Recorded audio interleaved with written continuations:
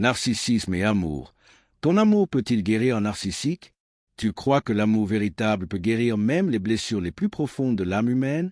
Que, avec de la patience, de la tendresse et de la présence, quelqu'un de brisé, de froid, de distant peut se transformer totalement? Si tu as déjà aimé un narcissique, il y a de grandes chances que tu aies entretenu exactement cet espoir. Tu as vu sa souffrance derrière son arrogance. Tu as deviné sa douleur derrière son mépris. Tu as tout donné, mais plus tu te donnais, plus il semblait s'éloigner. Et maintenant, il ne reste peut-être que cette question. Est-ce que j'ai échoué? Est-ce que mon amour n'a pas été suffisant? Mais si la vraie question n'était pas de savoir combien tu es capable d'aimer, mais jusqu'à quel point quelqu'un est capable d'être aimé, ce que tu vas découvrir aujourd'hui ne sera peut-être pas ce que tu as envie d'entendre, mais ce sera peut-être exactement ce dont tu as besoin pour te libérer. Le narcissisme, contrairement à ce que l'on croit, ce n'est pas juste de l'ego surdimensionné. C'est une défense psychique contre quelque chose que peu de gens comprennent, un vide intérieur, un abîme existentiel insupportable. Derrière le narcissique charmant, le séducteur magnétique, il y a un enfant qui n'a pas été vu, pas reconnu, et qui a dû construire une armure pour survivre. Cette armure, c'est le masque narcissique, grandiose, manipulateur et surtout complètement fermé à la vulnérabilité. Et voici une vérité douloureuse. L'amour véritable exige de la vulnérabilité. Et le narcissique, par nature, la rejette. Mais allons plus loin. Plongeons plus profondément. Quand tu aimes quelqu'un qui a des traits narcissiques, tu entres dans une sorte de danse émotionnelle toxique. Au début, tout semble magique. Il t'admire, te met sur un piédestal, te fait sentir spécial. Tu crois avoir enfin trouvé quelqu'un qui reconnaît ta valeur. Mais petit à petit, cette admiration devient critique. Ce qui était de l'émerveillement devient du contrôle, de la distance, parfois même de la cruauté. Et quand tu essaies de rétablir l'équilibre, il te blâme, se ferme, ou pire, il te punit avec son silence, son indifférence ou son rejet. Ce cycle n'est pas un accident. C'est la dynamique même qui nourrit le narcissique. Il t'idéalise, puis te dévalorise, et enfin te rejette jusqu'à ce qu'il y ait de nouveaux besoins de ton admiration. Et c'est là que naît l'espoir toxique. Tu penses, il a juste peur, il a trop souffert. Si je continue à l'aimer, un jour il va s'ouvrir. Et cette croyance te piège. Parce qu'au fond, tu n'essaies pas seulement de le guérir. Tu essaies de prouver que ton amour peut sauver quelqu'un, peut-être parce qu'un jour, personne n'a fait ça pour toi. La vraie question, ce n'est pas si ton amour peut guérir un narcissique. La vraie question, c'est est-ce que tu dois porter ce fardeau? La vérité psychologique est brutale.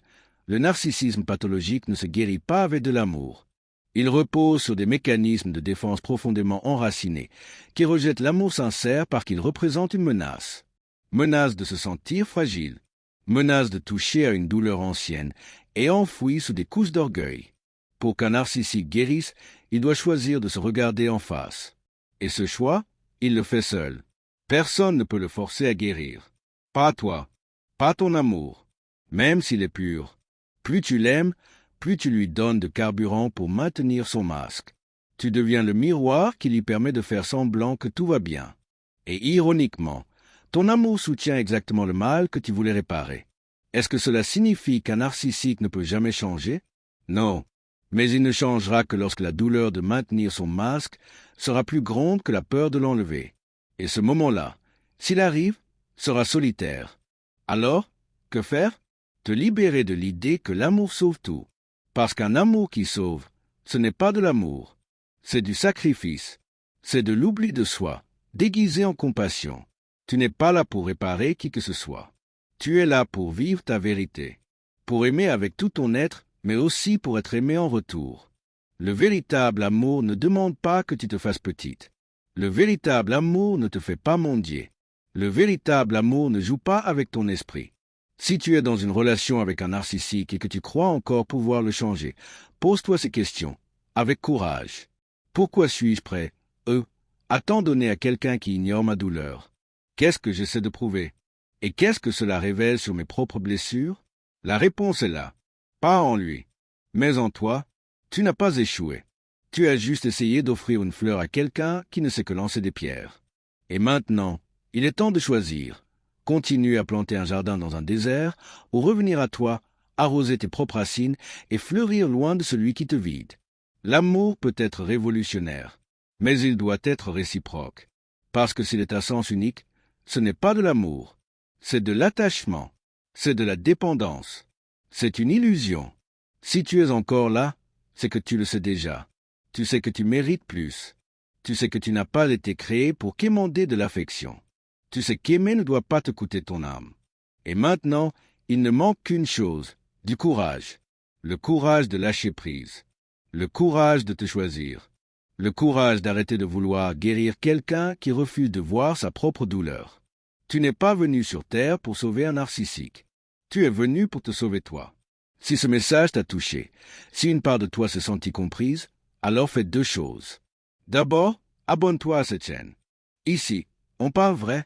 On cherche la clarté, la liberté émotionnelle et la reconquête de soi. Ensuite, écris en commentaire. As-tu déjà cru que ton amour pouvait guérir un narcissique? Et qu'est-ce qui t'a réveillé? Ton histoire peut aider quelqu'un à sortir de ce piège invisible. Et ensemble, on transforme la douleur en conscience.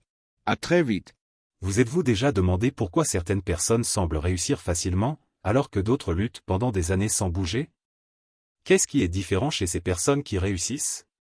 Create a Successful Mindset est le livre qui vous montrera que le succès n'est pas une question de chance ou de hasard, mais de mentalité.